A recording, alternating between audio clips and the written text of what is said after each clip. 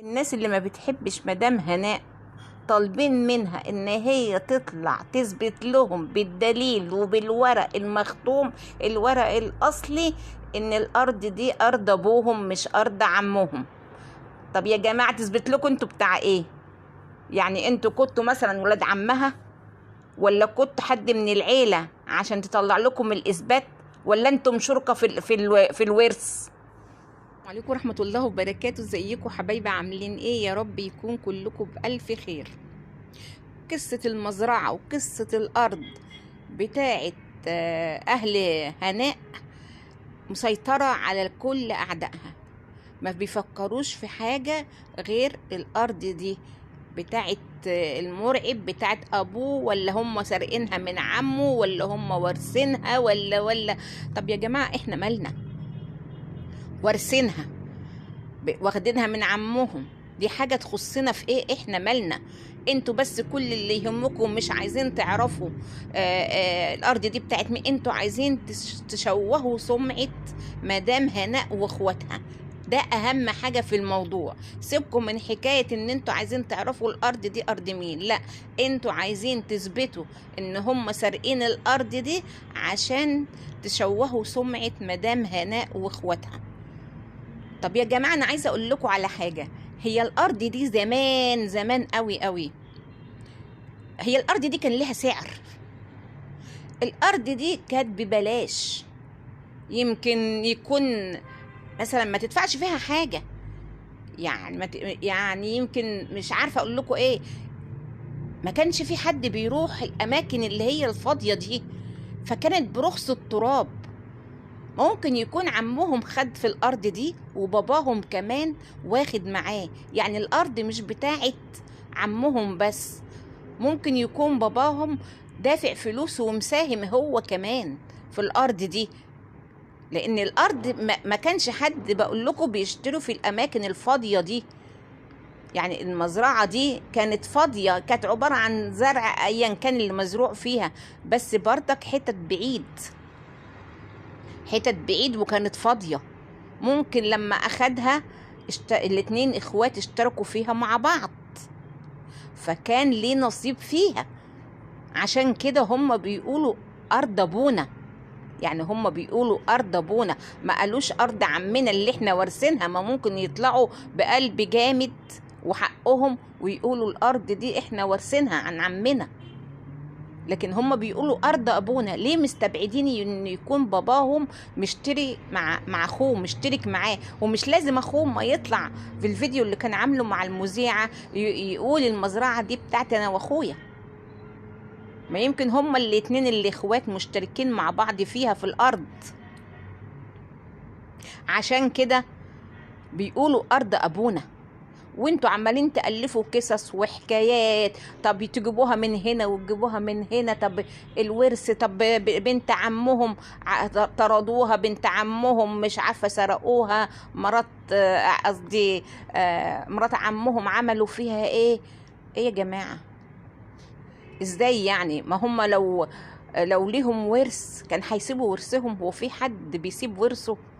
ومرة تقولوا ده عنده بنت واحدة وزوجة واحدة اللي هي الألمانية، ومرة تانية لا ده هو ليه كمان زوجة مصرية هنا وعنده معرفش بنتين ولا 3. هو في مصر هنا لو بنت لها ميراث هتسيب ميراثها؟ وبعدين برضك بتذكروا أخوه المستشار، أخوهم المستشار. يا جماعة هو المستشار هيضيع مستقبله وسمعته عشان يقعد يداري في القضايا اللي انتوا بتقولوا مرفوعة عليهم قضايا؟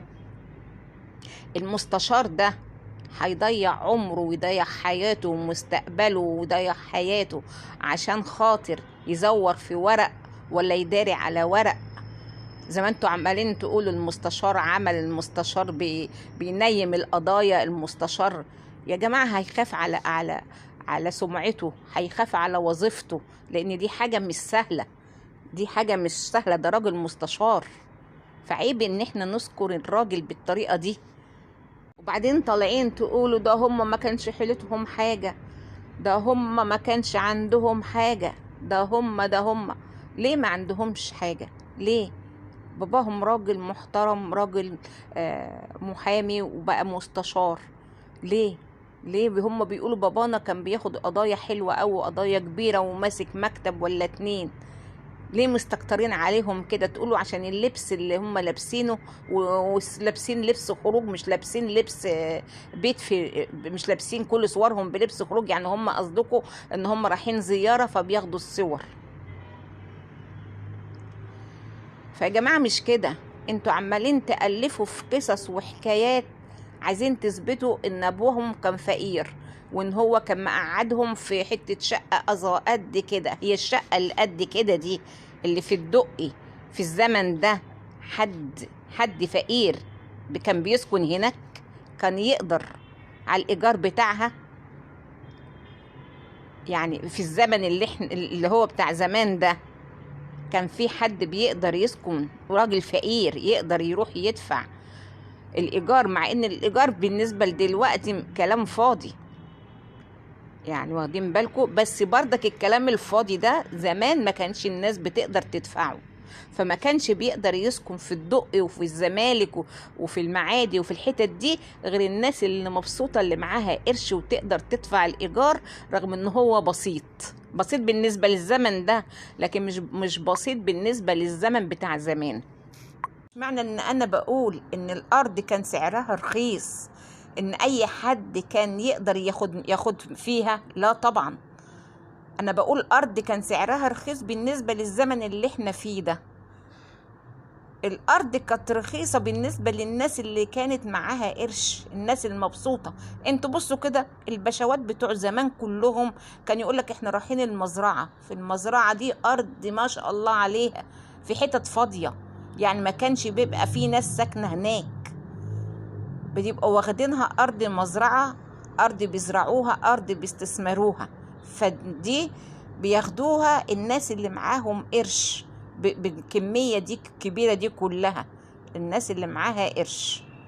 وغير كده كمان طالعين تقولوا الصور بتاعتهم ده بيلبسوا لبس خروج عشان رايحين يزوروا عمهم. ليه؟ ما احنا كلنا، انتوا نسيتوا ولا ايه ان الناس كلها لما كانت تيجي تتصور كان كله بيجري يلبس هدومه الحلوة الجديدة عشان يتصور بيها؟ هو زمان كان في تليفونات كل دقيقة هنقعد نتصور؟ ده احنا بنتصور ونروح نودي التصوير عند المصوراتي ويتحمض ويطلع وكده، مش التليفون في ايدينا كل دقيقة هنتصور. مين فيكم راح يتصور في مرة وتصور بلبس البيت؟ ما كله كان بيلبس لبس الخروج ويتصور. اللي انتوا عاملينها لي قصة وحكاية، وعربية المرعب ومش عربية المرعب والعربية بتاعت عمه، كلام ما يصحش ابدا انه يتقال، كلام ما يصحش انه يتقال. وبعدين طالعين تقولوا اثبتوا لنا، عايزين ورق اثبات، تطلعي لنا ورق اصلي ان الارض دي ارضكم انها الارض بتاعت. طب انتوا مالكم تثبت لكم ليه؟ انتوا ايش دخلكم في كده؟ هي تطلع ورق لمين اللي تطلعها عشان وتثبت لمين؟ انتوا ايش دخلكم في حاجة ما تخصكمش اصلا؟ مالكم؟ هم يورثوا ولا ما يورثوش؟ الارض ارضهم ولا ارض عمهم؟ هو في حد كان جيش اشتكالكم؟ يعني بنت عم هناء جات كده وقالت لكم الحقوني انصفوني، بنت عمي سرقتنا هي واخوها؟ ده كل الحكاية وكل القصص اللي انتوا عاملينها دي على رسالة جات لكم رسالة، هي دي كل القصة وكل الحكاية. معاكوا اثباتات؟ معاكوا ورق بيقول ان الارض دي بتاعت عمهم هم سارقينها؟ فانتوا بتطلبوا منهم ورق ليه؟ هيطلعوه الورق ليه؟ عشان يثبتوا ايه؟ ما هم انتوا هم حرين، هم قاعدين عايشين مبسوطين مرتاحين، بيعملوا اعياد ميلاد، بيتفسحوا، بيخرجوا، بيعملوا اللي هم عايزينه، ولا شايفينكم ولا سامعينكم ولا هممهم اصلا انتوا بتقولوا ايه. عايشين حياتهم ومبسوطين ومرتاحين. ربنا يبارك فيكم يا رب يا مدام هناء، ويحفظك انت واخواتك يا رب، وتدنك كده مبسوطة وفرحانة كده على طول وانت في وسط اخواتك. يلا يا بنات بقى عشان ما اطولش عليكم الفيديو، اللي ما اشتركش في القناة يشترك ويفعل الجرس ويوصل له كل جديد من عندنا. مع الف سلامة.